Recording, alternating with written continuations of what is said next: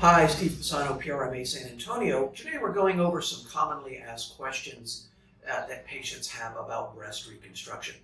One of the commonly asked questions is the need for a tissue expander.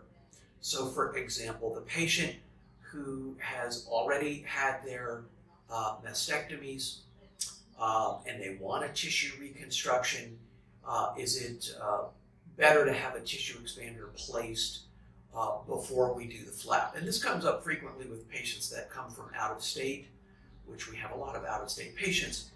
Should they get a tissue expander to kind of open things up before coming here? Well, the placement of a tissue expander before a flap is a complicated question. It's controversial in some ways.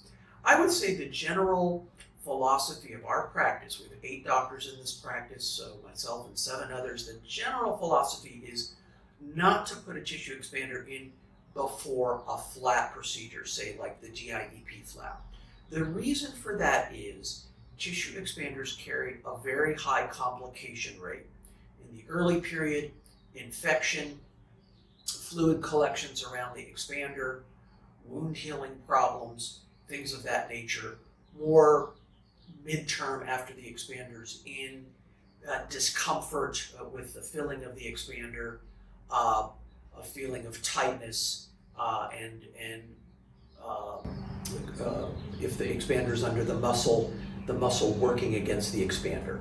So for those reasons, we generally don't advocate putting a tissue expander in beforehand. Now, there are some advantages that the tissue expander can offer, and that is to sort of re-establish the pocket and some length to the skin. Sometimes it's advantageous to do that in the setting of the initial mastectomy. A tissue expander is put in as a placeholder to keep that pocket open. And this could be useful if the patient is having a mastectomy in another location besides San Antonio. But again, one has to be prepared for a higher complication rate, 5 to 10% infection rate that could result in removing the expander.